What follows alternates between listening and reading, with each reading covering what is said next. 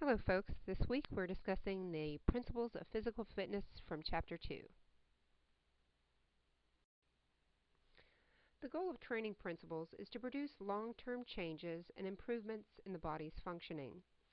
The training principles that we're going to focus on are specificity, progressive overload, FIT, which is an acronym, reversibility, and individual differences. Let's take just a moment to discuss individual differences here. Each person's body adapts to activity, what we refer to as stress or work for the body, in a different way. And we can think of some examples here as each person has the ability to increase their fitness level in certain components. Uh, for for an example, muscle strength. You might be able to increase your level of muscle strength, but maybe not to the degree that another person would be able to. Okay, so we do know that there are individual differences based on muscle type, based on genetic makeup, and age and gender.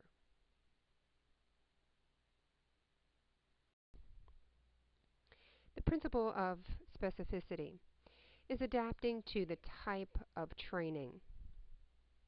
To develop a particular fitness or skill component, you must perform exercises designed specifically for that component.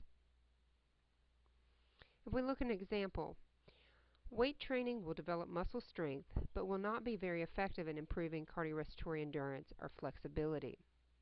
Another example to consider would be if you wanted to increase your level of flexibility, would you choose to go for a run or would you choose some stretching exercises? And of course, the correct answer there is to stretch. That's what would increase your level of flexibility or the range of motion in your joints. Now, running would be a great type of activity to support your cardiorespiratory endurance. So you want to make sure that the um, the component of fitness that you're trying to change, you want to make sure that you match the activity with the component, and that's using the principle of specificity. And then of course we know that we want to have a well-rounded or balanced exercise program that contains components of all 5 components of fitness, and much the same as you would want to have a balanced diet. Next is the principle of progressive overload. And this is our body's ability to adapt to the amount of training. And if we think about this just a little bit, when we say overload, this is the body having the opportunity to adapt to increasing amounts of activity or increasing amounts of work. And this is important to understand just how this works. The body has this amazing ability to adapt. But we know if we don't stress it enough with a workload or a certain amount of activity, that we're not going to see improvements in our fitness level. And we also know that if we do too much or we do too much too soon, that can result in injury. So progression is critical since exercising at same levels are going to lead to a plateau. And again, we're not going to see those improvements that we're working hard for. So just to know how much progressive overload that we need to make changes in our body, we turn to another principle, the FIT principle, and that's an acronym. It stands for frequency, intensity, time, and type. Frequency would of course be how often should you do a certain type of activity. For example, cardio, how often should you be doing cardio type activities? Intensity, how hard should you be working during those activities? Time, how long or what duration should the activity last? And then last is type, or your mode of activity. And of course, if we go back to the principle of specificity, we would want to match the type of activity with the component that we're trying to improve. And here's a visual for progressive overload. So the idea is that you start where your current fitness state is. This is all the way to the left side. If we start where our current fitness level is, maybe consider if an example here, we have a hack student that hasn't been very active and they start the semester and they've signed up for a PE course. And they complete their pre-assessments for the course and they have a better idea of what their current fitness state is. They start exercising, maybe consistently and regularly, 2 to 3 times a week, and over a several week period, their body adapts to that amount of work or that amount of overload. And we see they have achieved a new fitness level. Now, typically, depending on which components you're working with, this could be in a range of 4 to 6 weeks or 6 to 9 weeks, depending on cardio, strength, or flexibility. If we continue to increase our amount of overload, maybe we move from 2 to 3 days per week to 3 to 4 days per week, and then again over the course of 4 to 6 weeks, we would see an adaptation to that level of work or that overload, and we would have an increased fitness level. So slowly over time, we work on doing just a little bit more and a little bit more, and our body adapts and our fitness level increases.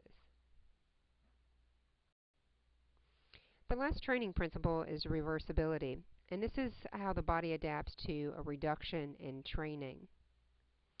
Now this is a bit unfortunate. So the body adapts to low levels of activity the same way it does to higher levels.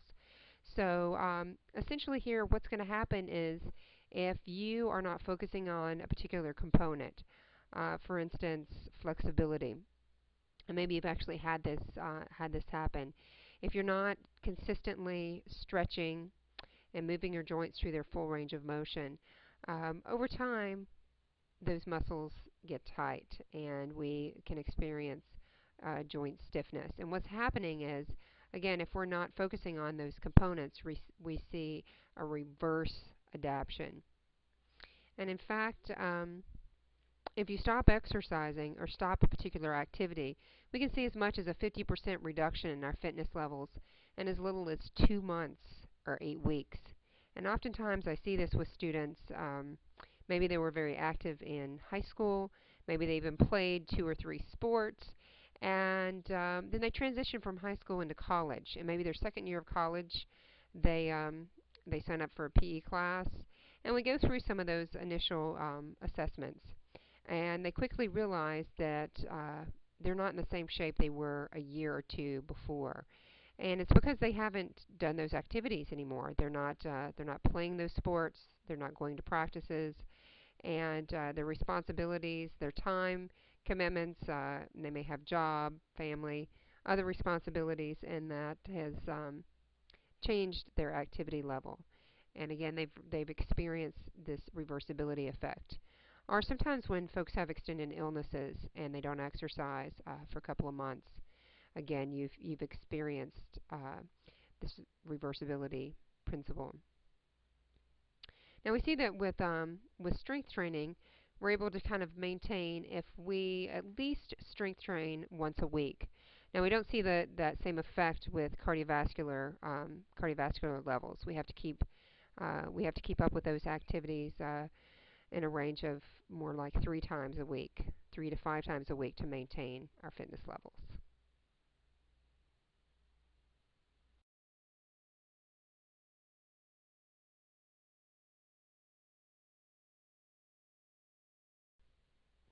Okay, just to wrap up, we're going to pull together some basic guidelines for training.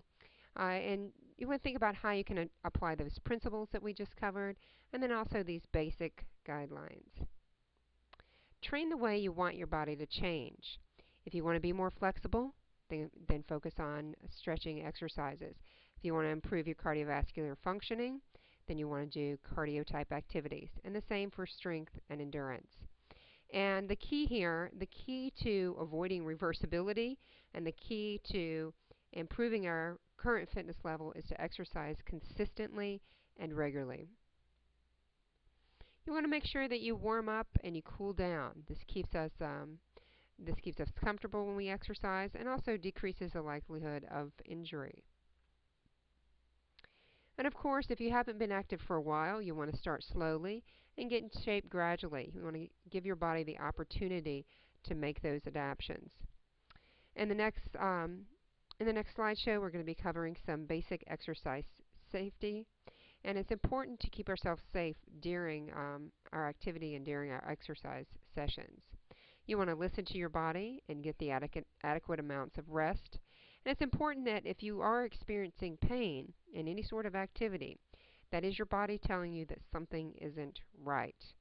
So either making some sort of change in that particular exercise, uh, determine if you're using proper technique, or this may be an exercise that you need to leave out altogether if it's causing pain. That is a major warning sign that something is not right. Some more guidelines here. It makes things more interesting if we train with a partner, and that can keep us motivated.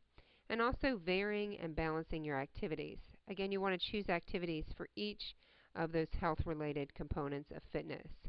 And over time, you're going to cycle the volume and the intensity of your workouts. That's going to continue to challenge your body and, again, improve your fitness level. You want to make sure that you stay hydrated, and we're going to talk a lot about your fluid requirements in the next slideshow as well. And fuel your activity. Fuel your activity with calories. It's a good idea to track your progress. That can kind of keep you moving forward in your fitness program. And of course, you want to choose activities you enjoy. We're more likely to keep doing those activities and to stay active if it's something we actually enjoy. If you don't enjoy running, then that's probably not going to be an activity that's for you. But maybe instead you enjoy hiking in the woods, and that would be a better option for you. Regardless, you want to have fun with it. It shouldn't be something we have to endure. It really should be something that we enjoy.